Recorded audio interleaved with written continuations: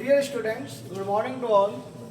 Today is the lecture number 4, class 11, and chapter is motion in straight line. तो बेटे इससे पहले मैंने आपको यूनिफॉर्म स्पीड क्या होती है, मैंने आपको बताया था बेटे uniform speed, non uniform speed और एवरेज स्पीड। तो बेटे आज का टॉपिक बहुत बहुत बहुत इम्पोर्टेंट है जो हम स्टार्ट करेंगे बेटे इंस्टेंटेनियस स्पीड। बेटे इसके ऊपर आपके पास, मैं भी बता रहा हूँ, आपके पास न्यूमेरिकल आना ही आना है। बेटे इंस्टेंटेनियस स्पीड क्या होती है, डेफिनेशन में आपको बोल दूंगा, आप लोग लिख लेना, पहले आप समझ लीजिए इंस्टेंटेनियस स्पीड क्या होता है। मान लीजिए आप कार के अंदर, आपकी कार जो है मूव कर रही है और मान लीजिए उसकी स्पीड इंक्रीज हो रही है, ठीक है ना। जैसे जैसे आपकी स्पीड इंक्रीज हो रही है, कुछ भी हो रहा है, चाहे स्पीड इंक्रीज हो रही है या नहीं हो रही है, मान कर चलिए आपकी स्पीड इंक्रीज हो रही है और आप किसी भी समय आप जो गाड़ी के अंदर जो स्पीडोमीटर होता है, आप उसकी स्पीड देखते हैं कि इसकी स्पीड कितनी है। तो जिस भी क्षण, जिस भी इंस्टेंट टाइम पर आपने उसको ऑब्जर्व करा, वो उसकी इंस्टेंटेनियस स्पीड कहलाती है। इट मीन्स आपकी कार लगातार चलती जा रही है, किसी भी इंस्टेंट टाइम पर आप उसकी स्पीड को चेक करते देखते हैं या ऑब्जर्व करते हैं, वो उसकी इंस्टेंटेनियस स्पीड कहते हैं, ठीक है ना। आप पहले डेफिनेशन लिख लेंगे बेटा आप इसकी। The speed of an object, the speed of an object at any particular instant of time, the speed of an object at any particular instant of time और at a particular point of its path is called the instantaneous speed of the object, ठीक है ना। तो instantaneous object होती है बेटा v जो होता है इसके अंदर लिमिट, इसको क्या रीड करते हैं बेटा, limit delta t tends to 0 equal to delta x upon delta t। यानी कि बेटा इंस्टेंटेनियस स्पीड क्या है, जो हम जिस टाइम पर देख रहे हैं वो जो टाइम है ऑलमोस्ट लगभग 0 है वो आपके पास, और उसके अंदर हम उसकी स्पीड देखते हैं। अब बेटा इसको हम लिख सकते हैं डिफरेंशिएशन के रूप में dx अपॉन dt। तो देखो बेटा यहीं से आपका डिफरेंशिएशन और इंटीग्रेशन का यूज होता है। यानी कि वास्तव में ये चीज क्या है, it is the first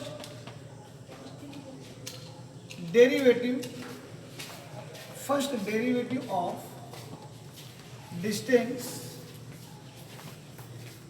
with time. It means बेटा आप ये भी कह सकते हैं, अगर मैं डिस्टेंस का पहला डिफरेंशिएशन करता हूं तो वो आपको स्पीड देता है। यानी कि कोई भी डिस्टेंस है आपका, आप उसका डिफरेंशिएशन करें विद रिस्पेक्ट टू टाइम तो वो आपको इंस्टेंटेनियस स्पीड देता है, करेक्ट। ये तो बेटा स्पीड हो गई और इंस्टेंटेनियस वेलोसिटी। तो इंस्टेंटेनियस वेलोसिटी में भी कोई बहुत बड़ा फर्क नहीं है बेटे। जो इंस्टेंटेनियस वेलोसिटी होती है उसके अंदर बेटे सिर्फ इतना फर्क होता है, इंस्टेंटेनियस वेलोसिटी पर बेटा स्पीड एक स्केलर क्वांटिटी है और ये एक आपके पास वेक्टर क्वांटिटी है, तो बस वेक्टर का ही फर्क होता है। यहाँ पर ये डिस्प्लेसमेंट बन जाता है और कुछ नहीं है, बाकी सब चीज सेम है, यूनिट वगैरह सब कुछ। हेलो, तो आपके पास बेटा नहीं चलो कोई बात, ठीक है ना। तो बेटा ये आपके पास हो गया इंस्टेंटेनियस स्पीड के बारे में।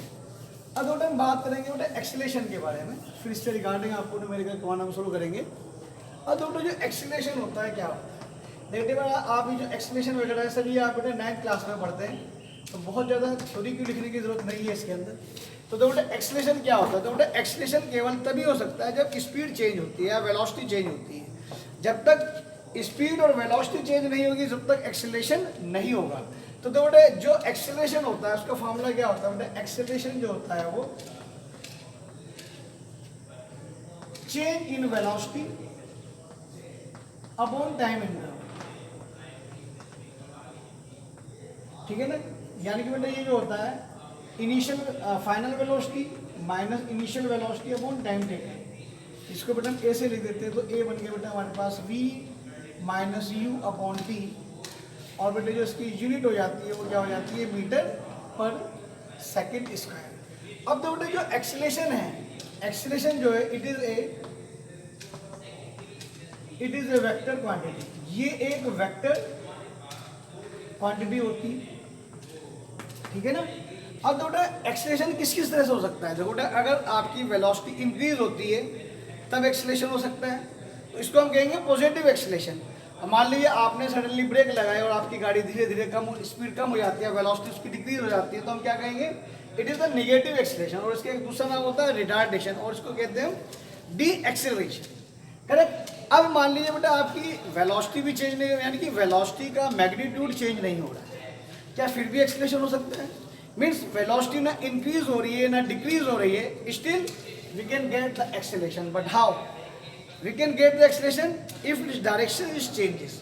अगर मान लीजिए बेटा किसी भी ऑब्जेक्ट की वेलोसिटी का मैग्नीट्यूड तो बदल नहीं रहा है हमारे पास, लेकिन अगर उसकी डायरेक्शन बदलती है तब भी हम उसको एक्सेलरेटेड मोशन कहेंगे।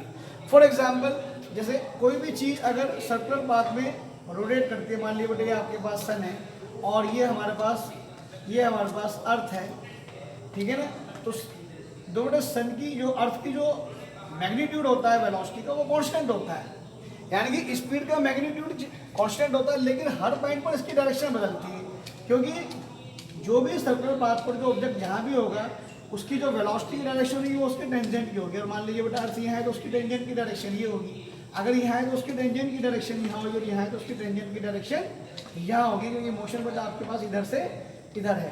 करेक्ट। इट मीन देखो मैग्नीट्यूड तो चेंज नहीं हो रहा है, लेकिन हमारी क्या हो रही है, हमारी डायरेक्शन चेंज हो रही है, तो हम इसको कहेंगे if an object is move in circular path then it is always an accelerated motion.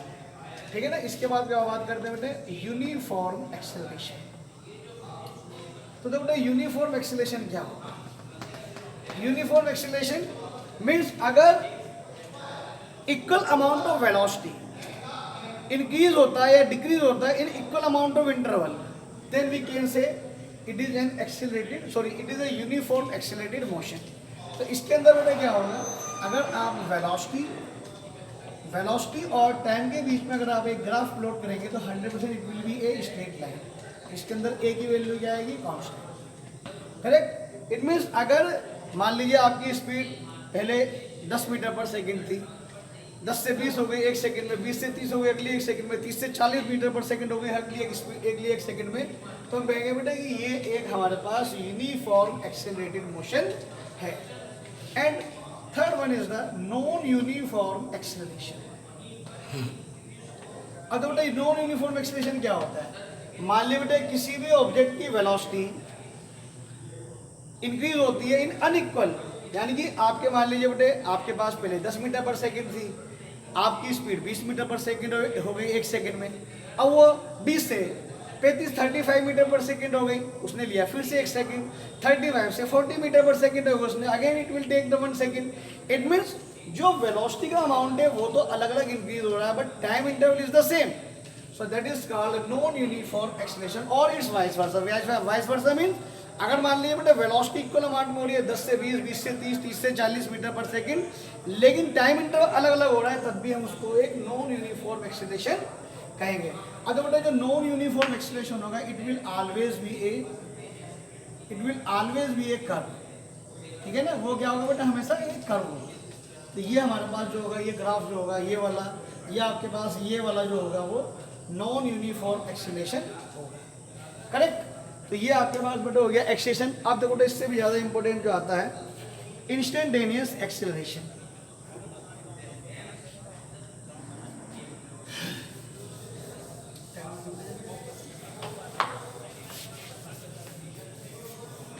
और जो इंस्टेंटेनियस एक्सेलरेशन होता है बेटा वो क्या, इंस्टेंटेनियस, बेटे मैं अभी बता रहा हूँ बेटे, ये बात पक्की है कि बेटे इंस्टेंटेनियस स्पीड और इंस्टेंटेनियस एक्सेलरेशन पर न्यूमेरिकल पक्का आता है, बहुत बहुत बहुत इंपॉर्टेंट होती है। अब तो बेटे जिस प्रकार से इंस्टेंटेनियस स्पीड किसी भी क्षणिक टाइम में, किसी भी very very short interval of time पर अगर हम वेलोसिटी देखते हैं कि क्या है पर्टिकुलर टाइम पर, तो हम उसको कहेंगे बेटे इंस्टेंटेनियस स्पीड। इसी प्रकार से जब आप की वेलोसिटी लगातार इंक्रीज हो रही है, आप किसी भी इंस्टेंट टाइम उसको, यानी कि किसी भी instant of time we will see the acceleration, we will observe the acceleration, then that is called instantaneous acceleration. तो बेटा इंस्टेंटेनियस एक्सेलरेशन की पहले आप डेफिनेशन नोट कर लेंगे, बहुत बहुत बहुत इंपॉर्टेंट है। The acceleration of an object, the acceleration of an object at a given instant of time और at a given point of its motion is called instantaneous acceleration. Means अगर acceleration हम देखते हैं किसी भी ऑब्जेक्ट का किसी निश्चित समय में और या किसी पॉइंट पर हम एक्सेलरेशन देखते हैं तो बेटा उसको हम इंस्टेंटेनियस एक्सेलरेशन कहते हैं।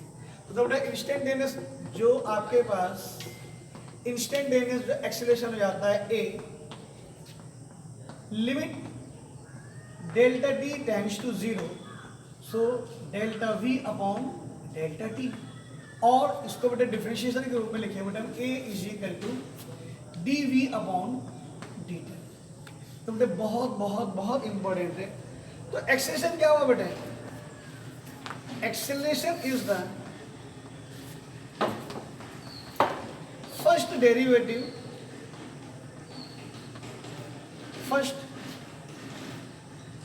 Derivative of speed with respect to time. यानी कि अगर आप वेलोसिटी का पहला डिफरेंशिएशन करेंगे तो वो आपको एक्सेलरेशन देता है। इनमें तो बेटा अगर मान लीजिए आपके पास एक जो है, अगर आपके पास जो डिस्टेंस है मान लीजिए, यह आप समझो बेटे y is equal to d x upon D t है, यह आपके पास जो v है वो d x upon D t है। तो वेलोसिटी क्या है? It is the first derivative of distance. आप इसी का सेकंड डेरिवेटिव कर दीजिए, ठीक है ना। मान लो बेटे मैं क्वेश्चन एग्जाम्पल के रूप में समझाता हूँ। मान लो बेटे x जो है, जो x है वो T square plus T plus 1 आपके पास मीटर है, ठीक है ना। अब मान लो बेटे मुझे इसका acceleration find its velocity and acceleration. अब बेटा जो वेलोसिटी है it is the first derivative of distance. तो अगर मैं इसका फर्स्ट डेरिवेटिव निकालता हूं तो बेटा क्या है? It is the 2t plus 1 plus 0 is equal to 2t plus 1।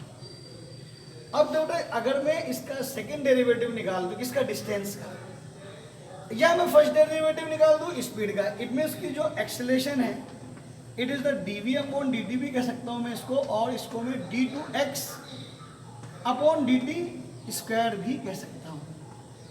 तो आपके पास फर्स्ट डेरिवेटिव ऑफ वेलोसिटी और second derivative of distance will give us the acceleration. It's value is the 2 into 1। ये बेटा आंसर आएगा आपके पास मीटर पर सेकंड में 2 into 1 plus 0 is equal to 2 metre per second square. So this is about instantaneous acceleration and instantaneous speed. Next lecture number 5 में बेटा मैं आपको इसके कुछ न्यूमेरिकल्स करवाऊंगा। ओके बेटा, आज का आप यहीं तक पढ़िए आप इसको। ओके, थैंक यू बेटा।